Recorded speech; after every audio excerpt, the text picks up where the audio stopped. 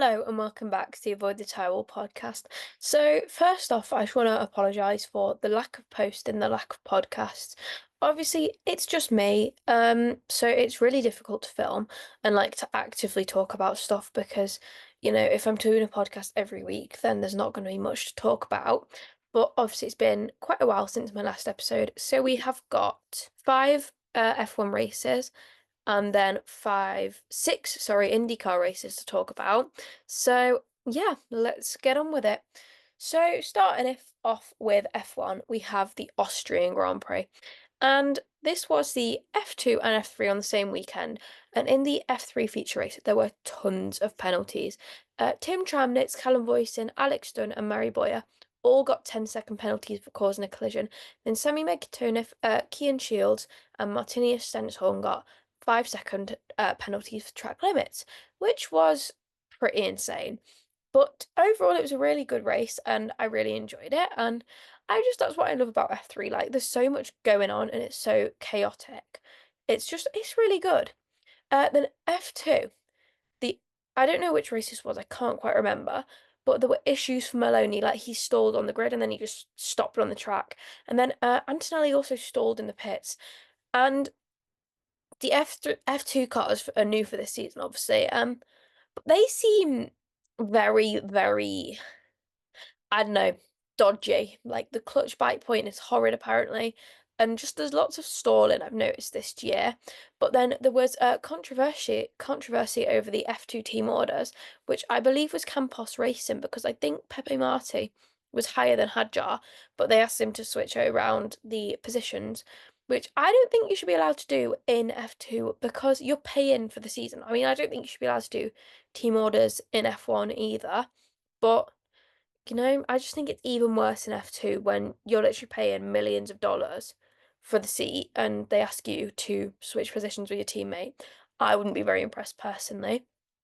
But the F1 race, Lando Norris versus Max Verstappen, it was something. And I think this might have been like a proper turning point of the season, like where, you know, Max is suddenly not being mega dominant and like he's not winning like every race.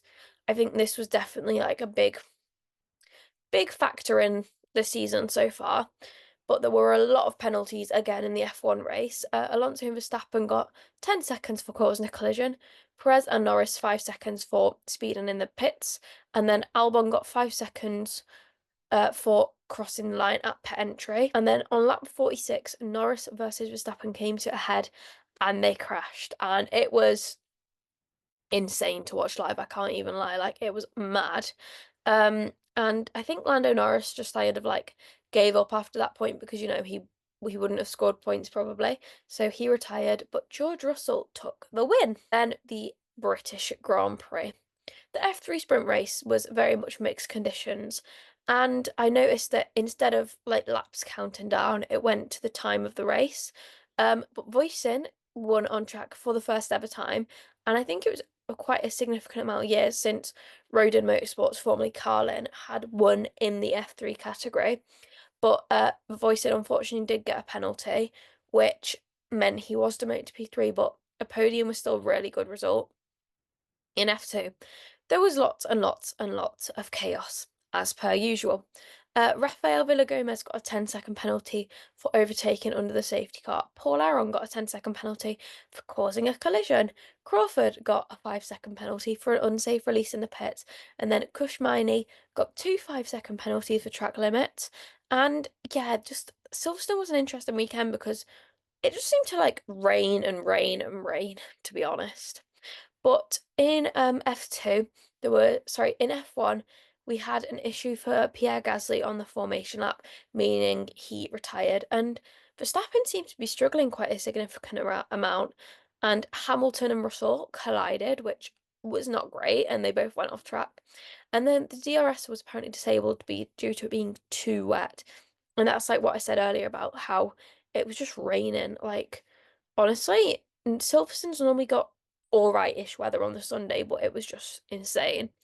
Then on lap 34, Russell was told to retire the car due to mechanical issues, and apparently up and down the field there was tons and tons and tons of tyre issues, which isn't great because like we've heard about tyre problems before, like Azerbaijan, I believe in 2021 or 22. I think it was 2021 when Max Verstappen's tyre just kind of went pop and he ended up in the wall. But at Silverstone, Hamilton won for the 8th time, which was incredible. Moving on to the Hungarian Grand Prix. So I didn't actually watch much of this weekend due to being at the Formula E, which you should go and watch my vlog. It was the previous video to this one. And F3, just the whole thing was chaos. But I watched the F1 YouTube highlights, and Max's radio messages are getting funnier and funnier, I swear, because he's so like sassy. But Gasly had to retire for the second race in the row, and then Norris and Piastri controversy. Um, I feel like, you have to be a team player in F1. That's like crucial, but like I don't know. Like I'm very, very glad that Oscar won, but I just feel like it was kind of ruined by what went on. But um, but then on lap 63 we had that crash between Verstappen and Hamilton, and they just don't seem to be able to race each other very well. Like they always seem to have issues. But McLaren gave a really harsh radio message to Lando Norris, and as I said, Oscar Piastri went on to win the Belgian Grand Prix. In F3, Nicolas Solov was not allowed to compete in this weekend due to his participation in, I believe, a Euro Cup 3 race at Belgium. And so Tuka Tuponen, who is in the Ferrari Driver Academy, replaced him. And then the F3 sprint race. On lap 1, there was a safety car due to Max Verstappen spinning and unfortunately crashing. There was tons and tons of action, but also a lot of track limits warnings. The battle from P3 to P6 was insane. And then I wrote the race order, and then I went to make the post about the race order, but it was completely reshuffled. I was like, what on earth is going on? Because loads of penalties came through after the race had happened. Then the F2 sprint race. This was another controversial race. So the conditions weren't great, and Pepe Marti again was having issues. Like he's just not really had a stunning season because he's been having loads and loads of issues with his car, and it's a shame because he is a good driver, just the car seems to be a bit of a problem, not just for Marty, but for everyone. Then on lap 7, we had a red flag, and we were told that the race will not be resumed due to obviously the weather being appalling, and only the top 5 drivers got points in that race. And I believe Zach O'Sullivan actually took the win. Then the F3 feature race. It was chaos as per usual. There were 3 safety car periods, and there were very, very good battles throughout the race. And Callum Voisin took the win, and he didn't get a penalty this time, which was brilliant. Then the F2 feature race, there were 2 safety car periods, and honestly, there was more stalling and tons of track limit issues. Like, I don't know if it's because you have like quite a big runoff at Belgium, but there was just loads of issues. And then Paul Aron's car died in the last few laps after he was battling for the win. So Isaac Hadjar eventually took the win. And then in F1, Charles Leclerc was on pole, but Zhou Guanyu retired, and there were brilliant battles throughout the race, including Hamilton versus Russell. It did seem, though, like Aston Martin were having a few problems, and then the breaking news was that George Russell was disqualified due to a technical infringement, and that promoted Hamilton into the win, giving him this second of the season. But it was insane, and I believe this may have been, I'm not quite sure which race it was actually, but at one of the races, Lewis got his 200th podium, which is a mad milestone, and he's just an incredible driver. And then moving on to the Dutch Grand Prix. So Alex Albon was disqualified from qualifying, and then Lewis Hamilton got a 3-place grid drop. And I believe that was for impeding Sergio Perez, which sort of like he couldn't not impede him. He got out the way, but then just Perez caused a bit of a problem. But this was also an F1 Academy race weekend, which I believe it was the first round since like Saudi Arabia or Miami or something. But in race 1, it was actually supposed to happen on the Saturday evening, but it moved to Sunday at very early in the morning. And Pulling was in P1 and her lead just built and built and built. And then Amna Alkibasi and Dorian Panch, they both got 5-second penalties for false start. There wasn't tons of action due to the fact that they probably had a race later that day. And, I understand that they don't want to like risk, potentially destroying the car because you'd potentially lose out on like a big heap of points. But Abby Pullen just controlled the race. She did so well. And the wild card entry, Nina Gademan, became the first to ever score points, which was really good. And if you've seen Nina in British F4, you'll know she's really good. And I'm really looking forward to seeing the rest of her season. Then F1 Academy Race 2, um, Edgar and Leah Block had Jess Edgar, who I've actually interviewed, and Leah Block had issues on the grid, and then Gademan was given a 10-second penalty. I think it was for forcing another driver off track. I'm not 100% sure. But Hamda Al-Khabaisi was doing insanely well, and she seems like a really good, really consistent driver. And I'm really excited to, see her progress through her career. And then Dorian Pan took the win. Then moving on to the F1, Lando Norris started on pole, and then he started and unfortunately lost the lead to Verstappen. And there were some good battles throughout. And then we saw a very, very rare slow stop for Perez. Stroll got a 5-second penalty for speeding in the pits, and then eventually Norris took the win.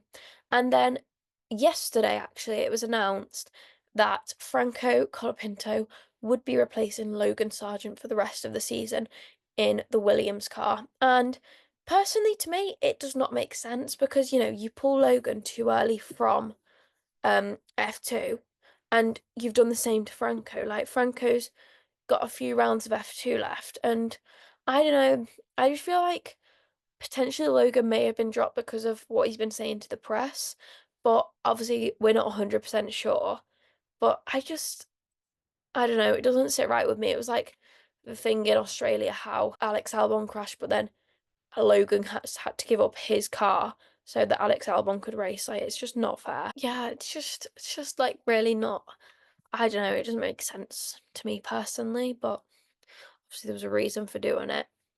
Let's talk about IndyCar now. So, Mid-Ohio, it was the first hybrid race, or the first race with hybrid, and I think this hybrid system's really good in Indy, and I really like the little lights that they have, like, to indicate how full the hybrid is. But poor Scott Dixon, he retired, and it was quite a shame.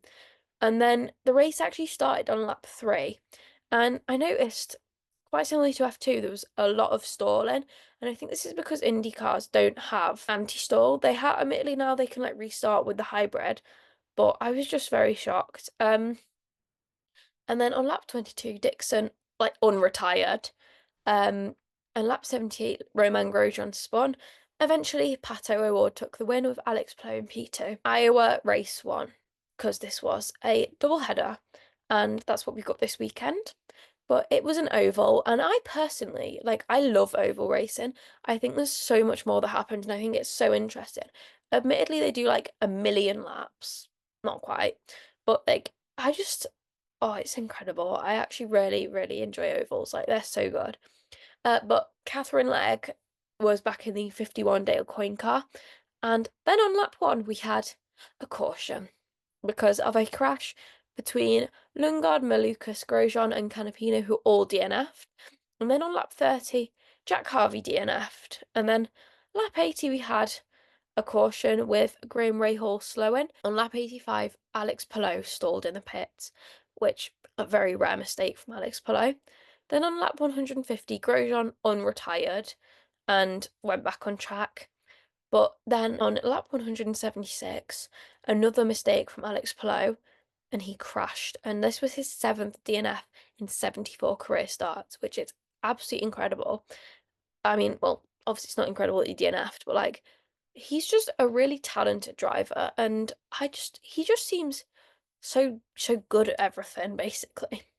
Then on lap 211, we had another caution, and that was because Linus Lundqvist had stopped between turn 1 and turn 2. Then on lap 224, there was another caution because of Herta spinning. And then lap 130, it went green. And then we had another caution because of a crash between Will Power and Fittipaldi. And lap 250, eventually Scott McLaughlin took the win, which was his first ever win on an oval. And then Iowa race 2, on row 1 we had Scott McLaughlin and Alex Palou, and this was a relatively, all right race. It was like not a lot of action until lap 104.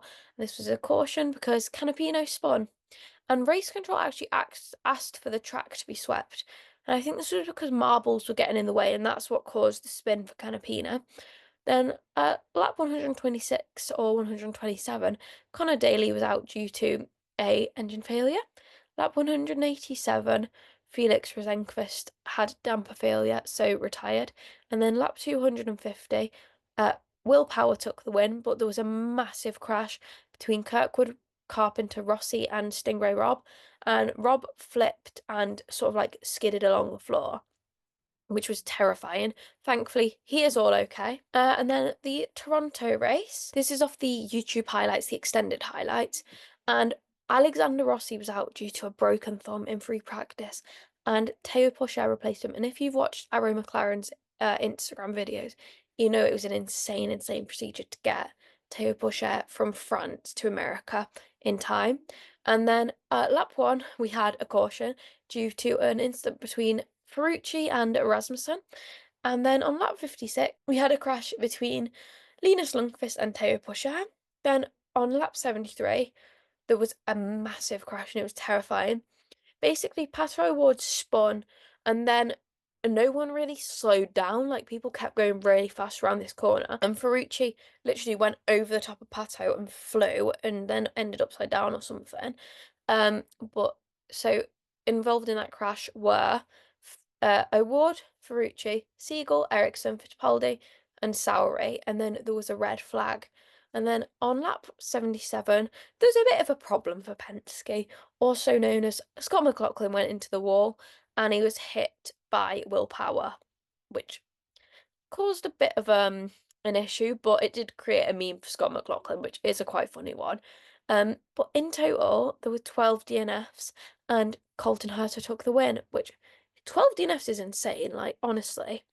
I think the only one I've seen with more DNFs was probably like Indy 500, but that's because they have extra drivers as well. And then Gateway, it was an oval. However, more importantly, well, not more importantly, but Juncos Hollinger Racing dropped Augustine Canapino in favour of Connor Daly, and apparently they like mutually parted ways.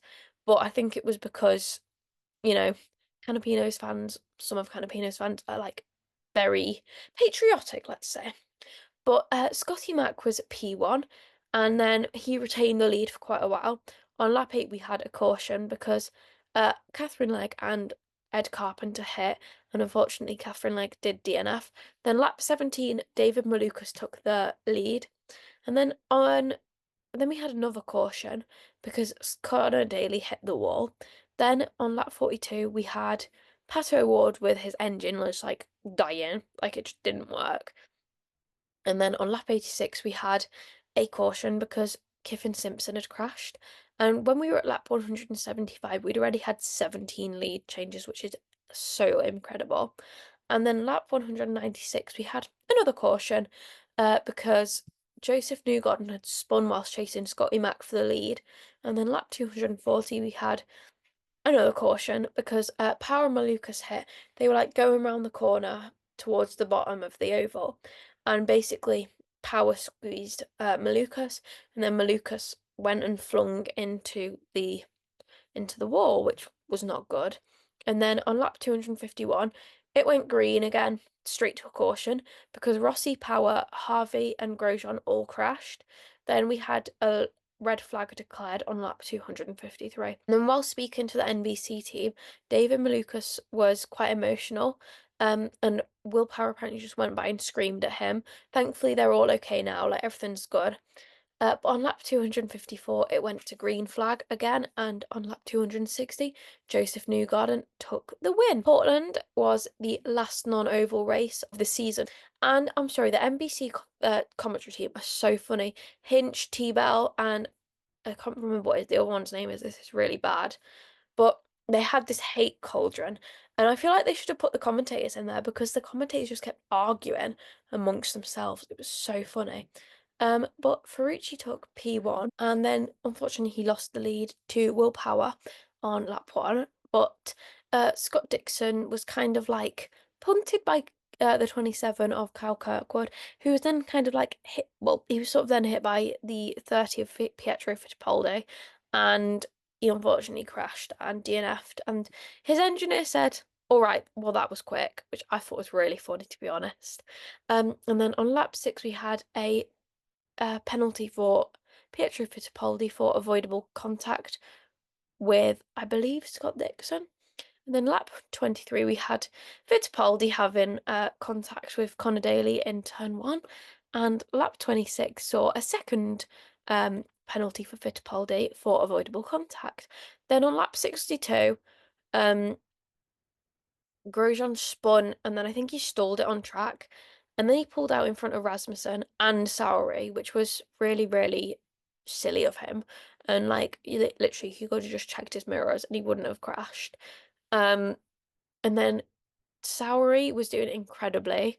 And like, I think he's only done like 3 races this season, which was incredible because he was insane. And then on lap 86, Herta stalled in the pits. And lap 110, Power won with P2 going to Hello and then P3 going to Newgarden. And then we've got 3 races left this season, which are Milwaukee Mile, I can't say, I'm sorry, Milwaukee Mile race 1, Milwaukee Mile race 2, and then Nashville. And I'm really looking forward to it. Honestly, I'm sad that the season's ending, but it's been such a good season. And I believe that's everything. So thank you so much for watching this episode or listening to this episode. I hope you enjoyed it. Make sure to follow Avoid the Tyrewall and ATTW_Teagan. And I'll see you next time. Bye!